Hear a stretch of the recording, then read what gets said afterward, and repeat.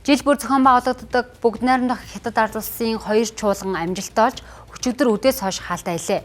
Энэ жил Хятадын коммунист нам байгуулагдсны 105 жилийн ой тохиож мөн 15 дахь жилийн төлөвлөгөөгөө эхэлж байна.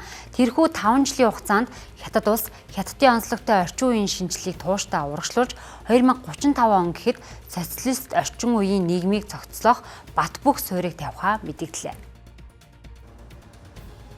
Хоёр чуулган нь бүгд найрамдах Хятад ард улсын ардын улс төрийн зөвлөлдөх зөвлөлийн хурал, ардын төлөөлөгчдийн их хурал гэсэн хоёр хурал багтдаг.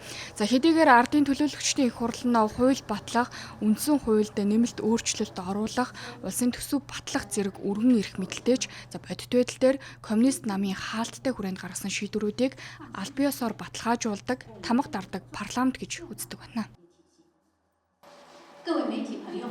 Бид тогтоосон өсөлтийн зорилтуудаа өрн дүрэн хэрэгжүүлж чадсан тухайга та бүхэнд баяртайгаар дуулгая. 5 жилийн хугацаанд эдийн засгийн өсөлт 35 их найд юанаас давсан нь дунд түвшний хөгжилтэй улсын 1 жилийн эдийн засгийн нийт хэмжээтэй дүүцэх үзэнэ.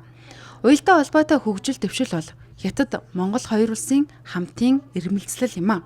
Монгол Улсын засгийн газар 5 жилийн шин төлөвлөгөө гаргасан бөгөөд талууд хөгжлийн 2 стратегийн уялдааг бэхжүүлэн бүс бас зам хамтын ажиллагааг гүнзгийрүүлж харилцан ашигтай хамтдаа хожих үзэл санааг улам томоор биелүүлэх боломжтой юм а.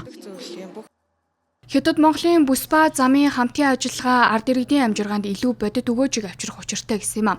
За Хятадын хөнгөлөлттэй зээлийн дэмжлэгтэйгээр Эрдэнэ бүрэнгийн усан цахилгаан станцын барилгын ажил эхэлсэн нь Монголын баруун бүсийн цахилгаан эрчим хүчний хомсдлыг шийдвэрлэх боломжтой болсныг мөн тодтогч байсан юм а.